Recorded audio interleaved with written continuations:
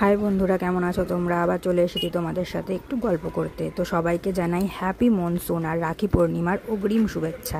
তো আজ যাচ্ছিলাম মায়ের ওখানে। তো যাওয়ার পথে ভাবলাম মা অনেক দিন ধরে বলছিল একটা মুখে মাখা ক্রিম আর লিকুইড সিঁদুর কিনে দিয়ে যেতে, বাট আমারই টাইম হচ্ছিল না। তাই আজ ভাবলাম যে ওই দুটো মায়ের জন্য নিয়েই বাড়ি যাই। আর কিনলাম দুটো রাখি, দুটো লাড্ডু গোপালের জন্য। আমার দাদা বাইরে থাকে, তাই ওকে তো রাখি পরাতে পারবো না, তাই আমি লাড্ডু গোপালকেই রাখি পরাই।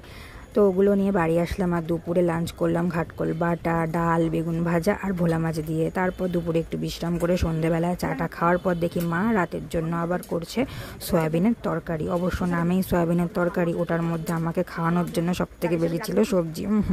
আমার সবজি খেতে একদম ভালো লাগে না। তারপর দেখি আবার পায়েস করছে। আমার বাবা পায়েস খেতে খুব ভালোবাসে, তাই মা মাঝে মধ্যেই পায়েস বানায়। অবশ্য আমার বাবার সুগার আছে, তাই চিনিটা একটু কম দিয়েই বানায়। তো আজ রাতের ডিনারে ছিল গরম গরম লুচি, সয়াবিনের তরকারি আর সুস্বাদু পায়েস। দারুণ না? তো এর সাথেই সবাইকে জানাই শুভরাত্রি। আবার আসবো তোমাদের সাথে নতুন নতুন গল্প নিয়ে। Bye, tata.